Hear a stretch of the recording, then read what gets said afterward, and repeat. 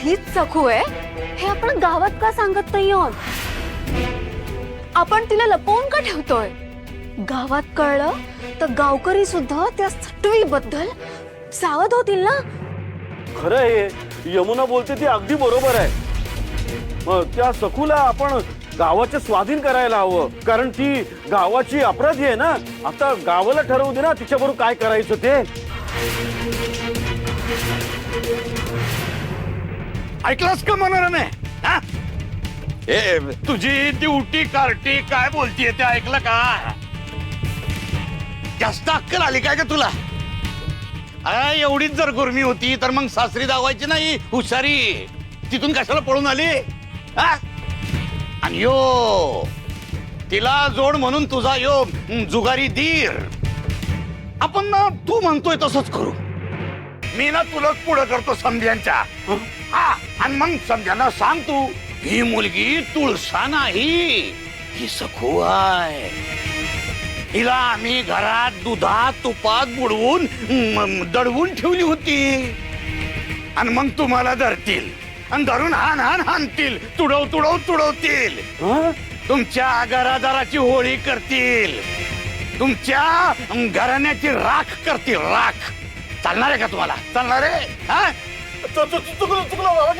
चुकलो. काका ताई, तुम्ही का मध्ये बोलताय? तुम्ही जबाबदारी घेणार आहात का? नाहीतर काय, उचलली जीभ लावली टाळ्याला. ही यमुना अर्धवट आहेच, पण भाऊजी आता त्यात आणखी भर घालतायत. गप्प बसा. बाबाजी महाराज जे सांगतील तसंच होईल. सांगून ठेवतोय समध्यांना, झिंगरोबाच्या आदेशाचं जर कोणी उल्लंघन केलं तर मग नाश होईल, सर्वनाश होईल. सखूची ओळख लपवून तिला इथं ठेवण्याचा आदेश हा झिंगरोबाचा आहे.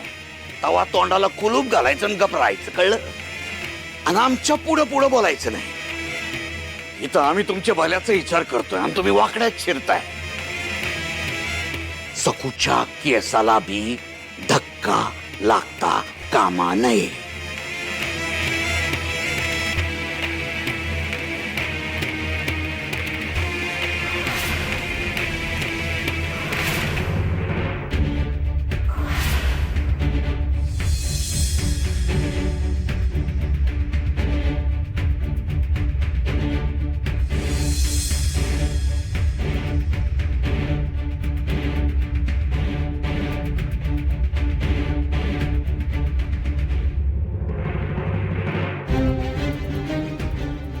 शंभूबाई, अहो या ना.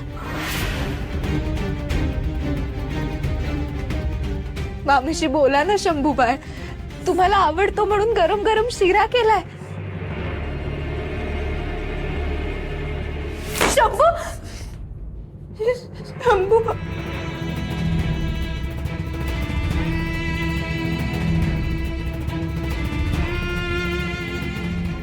शेवटी घात झालाच. बाबाजींनी पुन्हा डाव साधला. अगो काय सांगतेस काय? गंगी म्हणते म्हणजे खरंच असणार.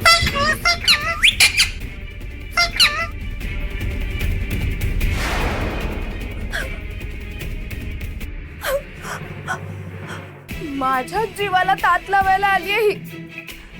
इथे आली होती तेव्हा पण हा पोपट विठू विठू सखू सखू असंच म्हणत होता. माझंच नशीब फुटकं म्हणून माझी सवत माझ्याच डोक्यावर येऊन बसलीये. आता काय करू ग मी? माझा संसार सुखाचा कसा होणार? अगं माणिक, अगं आपल्याला ह्यातनं काहीतरी मार्ग काढायला हवा. गंगी, मला सांग, ती सखू आहे असा संशय फक्त तुलाच आहे का आणखीन कुणाला हवाय? जनीला बी असंच वाटतंय. माणिक, अगो जनाला सुद्धा असंच वाटतंय. आता तू त्या दोघींचं ऐक. हा, त्या मोठ्या आहेत, त्या जसं सांगतील तसं ठरवा आणि करा. असे हातपाय गाळून कसे चालतील?